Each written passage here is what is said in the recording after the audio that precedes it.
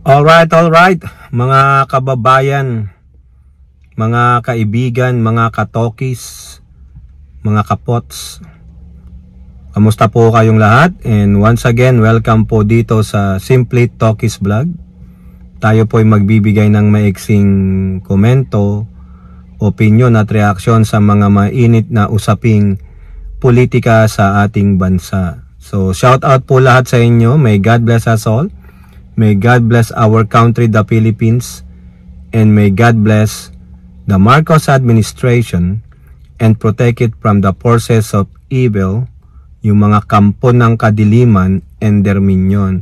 So, eto po tayo mga kababayan, naka-green lakos tayo. So, kanina, kausap ko yung mga kapots, nakita nila yung suot ko kasi ako po ay nagbiyahe ng San Diego, panandalian, balikan din. No, mga biro nyo may binili lang po ako dun, nag-grocery sa Pinoy store. Nakita nila, pinakita ko, oh, bakit ka naka-green? No? Ano ka na? Tokmolins ka na. Paalala lang, wala pong monopolyo si Tokmol na taing Vice Presidente ng Pilipinas sa kulay berde. So, hindi niya po ito kinopyright, hindi niya po ni-registered sa infringement office, so everybody can wear green. So, wala yung pakialam, wapakels ka ako kung ano sasabihin ninyo. Basta ako, I'm supporting the Marcos administration. So, ano ang pag-uusapan natin mga kababayan, no? Yung pong ate ng ating Pangulo, feeling niya, siya po ay napakagaling. Feeling niya, hinila siya pababa ng kanyang kapatid na walang iba kundi si Pangulong Bongbong na hindi makapasok sa top 12 sa lahat ng mga survey. Biruin nyo, nung hindi pa siya nagwawalwal, hindi pa siya kumakalas sa alyansa, she is lingering between those numbers, yung 1 to 12. Nandyan siya sa 7 or 8, 8 or 9, basta nandoon siya. Hindi niya naman kayang talunin yung numero ng isang dakilang Chekwa, yung dakilang Butler, no? Pero hindi po makadalaw-dalaw doon sa dahig dahil ayaw po siyang payagan. Ang tinutukoy natin ay yung dakilang inchik na si Bongo. Okay? So, itong si Amy Marcos, no, nung nakikialyansa siya, no, ano siya talangka din siya no. Nandun siya sa numero 7, 8, 9 hanggang doon. Naglilinger sa diyan. However, nung pinunta na si Digong doon sa dahig, na ngayon ay nakahiga doon, yon, nag-hearing si Amy Manotok, at kumalas nga po sa alyansa. Lumabas ang mga survey, wala na po siya. Nowhere to be found. Kumbaga nakalimutan na siya ng mga nagsosurvey. Di ba? Yung tahasan niyang pagtulong sa pagsira sa administrasyon ng kanyang kapatid, no, ayun po ang hindi katanggang-tanggap sa mga supporter ng administrasyong ito, lalong-lalo na rin po ako, lalo sa mga Marcos loyalist, no? So hindi po natin siya sinasama sa listahan ng ating sinusuportahang mga senatorial candidate. Ngayon po, itong babae na ito, na feeling niya wala siyang kasalanang ginawa, wala siyang ginawang mali para hindi po siya makapasok sa top 12. Feeling niya merong outside factor na talagang humihila sa kanya pababa, no, at ito ay ang kanyang kapatid na si Pangulong Bongbong Marcos. Gawa daw po na yung survey na nilabas ng Pulse Fake Asia na 25% lang ang performance o trust rating ng Pangulo.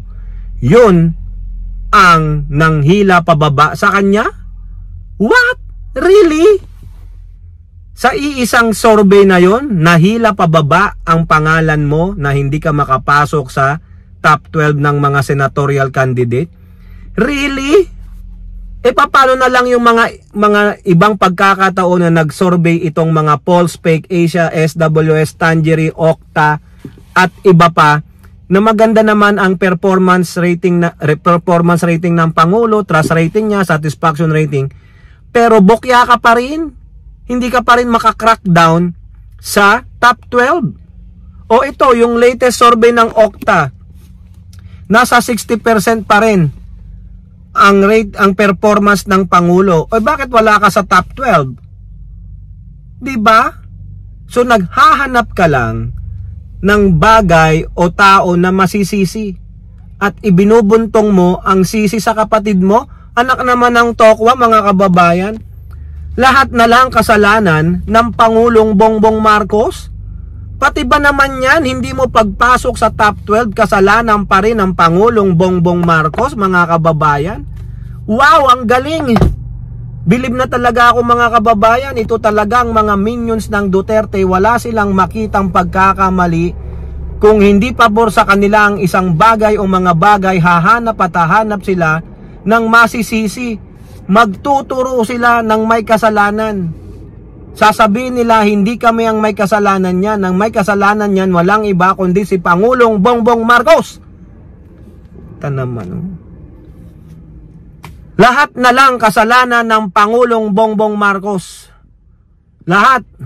Walang mabuting ginawa ang Pangulong Bongbong Marcos.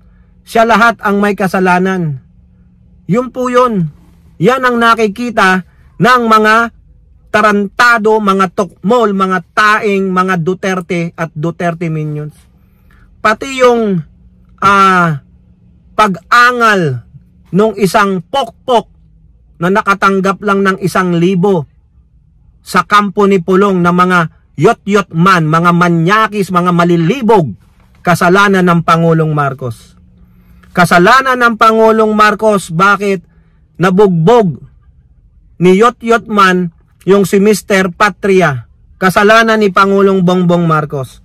Kasalanan ni Pangulong Bongbong Marcos, bakit naka-on yung CCTV doon sa bar na yon? Oo, mga kababayan, lahat na lang po kasalanan ng Pangulong Bongbong Marcos, anak ng tokwa. Wala talaga. Dahil ba hindi umiimik ang Pangulo sa inyong mga patutsada, kaya lahat na lang isisisi ninyo? Mga animal kayo. Lalong-lalo ka na, Aimee Manotoc, dahil ba Marcos ang last name mo? Hinihila ka ni Pangulong Bongbong Marcos. Ano namang kinalaman nun? Meron bang katanungan doon na kaya ka bumagsak, wala ka sa top 12 dahil hinila ka ng ratings ng Pangulo? Animal ka? Ay, nakakangit-ngit sa galit, mga kababayan. Wala na. Talagang patuloy ang paninira nila sa administrasyong ito. Kaya dapat, mga kababayan, ang mga katulad ni Aimee Manotoc ay hindi na makapagsilbi pa sa national government. Pwede ka doon, bumalik ka sa Ilocos kung gusto mo. O pwede ka maging representante ulit ng Ilocos, pero never nang maging senador. Walang hiya, mga kababayan. Bruin mo? Sarili mong kapatid, sisiraan mo? Wow! Nakakahiyang Marcos. Ika nga nila, kababaing na Marcos. Oo, visit. Diba? Sisihin mo ang hindi mo pagpasok sa top 12, o di kaya sisihin mo na hindi ka manalong senador, ma-re-elect na senador sa kapatid mo? Gusto ka nga tulungan ng kapatid mo, sinama ka nga sa alyansa, tapos isisihin mo pa siya sa rating lang niya, na mukha namang gawa-gawa lang. Nantokwa, mga kababayan, wala na talaga akong masabi. Napakabait talaga ng Pangulo natin, no? Hindi siya pumapatol dyan, hinahayaan niya na lang, sabi nga ni Lola Meldy, divine justice. O ngayon, Aimee, baka wag mo akong piliting sabihin sa'yo ang sinabi ng nanay mo. Ha? Ayoko 'Di ba? Pero pilitin mo pa ako one time, pilitin mo pa ako, i-ano mo ako sa sukdulan. 'Di ba? O now, mga kababayan, ito naman si PMP chief, no? Meron na namang sinampulan ng mga pulis. Ito kasing mga pulis na to, ewan ko ba, maliit ba talaga ang mga sahod ninyo? O marami lang talaga kayong mga side bet sa buhay, no? Kasi ito pong mga pulis, tinasa naman ang sahod ng mga yan. May mga benepisyo naman na kayo. O, Eh bakit nagmo-moonlighting pa kayo as bodyguard or security guard sa mga politiko? O ngayon, na-visit po si PNP Chief Marbil yung dalawang nahuli na mga nagmo-moonlighting na mga police as bodyguard security ni Yot-Yot Man. Sabi nga ni Nyolo, Yot-Yot Man, ang tamad na congressman si Pulong Duterte ay tinanggal at kakasuhan. O ayan, baka naman PNP Chief Marbil, mas malaki yung bigay ni Yot-Yot Man na tamad na congressman sa mga pulis. Biruin mo, aside sa cash, di ba? Meron pa palang other services. Ano yon? Gusto na rin nilang makayot-yot ng mga ibibigay na batang-bata at sariwa ni Mr. Yot-Yot na tamad na congressman. Di ba? Shout out po kay Nyolo. Ha? Tama po lang yan. PNP Chief Marbil, sampulan mo yung mga pulis na yan. Kasi yung iba dyan, ang daming ang daming side bets, kaya gagawa na lang ng mga hindi nararapat na gawain. O nakakahiya pa dahil dala-dala nila ang kanilang mga badge. 'Di ba? O pag nahuli ka, nagmo-moonlighting ka, o tapos nalaman na ikaw pala isang active serviceman, police, o nasa AFP ka, o di ka pahiya na naman yung ating mga men and women in uniform. You did a disservice to the uniform, 'di ba? O tama lang po 'yan. Nandiyan po ako sa panig ni PNP Chief Marbil. O ngayon ang gawin ng dalawa na 'yan, ihanda nyo ng inyong brown starfish kasi kayo po ay yoyot-yot ni Perdiong at Dagul. Pero kay Pulong, ang dapat diyan, Pulong tanggal gulong para wala ng yot-yot, maging tamad na congressman na lang, 'di ba, Nyolo? O kayo po, ano pong inyong masasabi? Comment down below and don't forget to like and share. Hope to see you in the next videos. Bye bye. God bless.